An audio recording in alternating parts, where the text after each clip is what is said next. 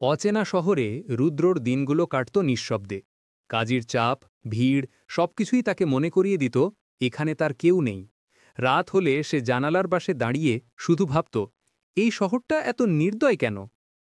একদিন মেট্রো স্টেশনে পড়ে যাওয়া এক মেয়েকে উঠতে সাহায্য করল সে। মেয়েটার নাম তিতলি। তার হাসিটা এমন ছিল যেন রুদ্রর ভাঙা জীবনে প্রথমবার একটু আলো ঢুকল। ধীরে ধীরে তিতলি রুদ্রর দিনগুলো বদলে দিল। প্রতিদিন দেখা, 2 মিনিটের কথা, আর একটা অজানা টান। রুদ্রর মনে প্রশ্ন, ও কি আমায়ও অনুভব করে? একদিন সাহস করে সে ঠিক করল বলে দেবে। কিন্তু সেদিন তিতলি কাঁদা চোখে বলল, আমার এখানে থাকা আর সম্ভব নয়, আজই শেষ দেখা। তুমি ভালো থেকো রুদ্র। মেট্রোর দরজা বন্ধ হলো, তিতলি দূরে মিলিয়ে গেল। রুদ্র শুধু ফিসফিস করে বলল, এই শহরটা নয়, তুমিই ছিলে আমার আশ্রয়। আর সেই অচেনা শহরটা আবার আগের মতোই বরফ ঠান্ডা, নিঃসঙ্গ, মানুষহীন হয়ে গেল তার জন্য।